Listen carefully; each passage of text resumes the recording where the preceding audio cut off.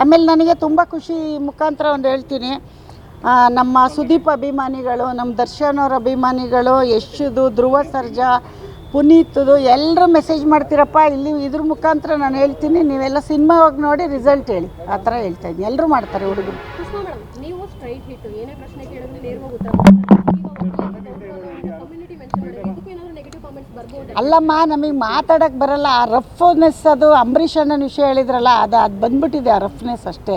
ಆ ಕಮ್ಯುನಿಟಿ ಹೇಳಲ್ಲ. ನಾವೆಲ್ಲ ಕಮ್ಯುನಿಟಿಗೂ ನಾವು ಏನು ಹೇಳ್ತಾರೆ, ವಿಶ್ವಮಾನವ್ರು, ನಾವು ಅಣ್ಣವ್ರ ಅಭಿಮಾನಿ, ವಿಶ್ವಮಾನವ ಅಂತವ್ರು ನಾವು. ಅವ್ರಿಗೆ ಇವ್ರಿಗೆ ಅಂತಲ್ಲ, ಬರಲ್ಲ ಮಾತಾಡೋಕ್ಕೆ. ನಾವು ಮಂಡ್ಯದವರು, ಹಾಸನವರು, ಮೈಸೂರವ್ರು ಹೆಂಗೆ ಮಾತಾಡ್ತಾರೆ ಹಂಗೆ ಮಾತಾಡ್ತೀವಿ.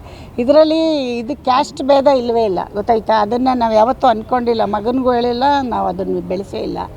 ಆ ಥರ ಎಲ್ಲ ಇಲ್ಲ, ಮಾತಾಡಲ್ಲ ನಾವು. ಅವ್ರು ಹೆಂಡ್ತಿ ಮಾತಾಡ್ತಾರೆ, ನಾನು ಯಾಕೆ ಮಾತಾಡಲಿ? ಮದುವೆ ಮಾಡಿರೋದು ಯಾಕೆ? ಹೆಂಡ್ತಿ ಜೊತೆ ಅಲ್ಲ, ಹೆಂಡ್ತಿ ಬಂದಮೇಲೆ ನನಗೆ ನಮ್ಮ ಕೆಲಸ. ಹೆಂಡ್ತಿ ಮಾತಾಡ್ತಾಳೆ ಬಿಡಮ್ಮ.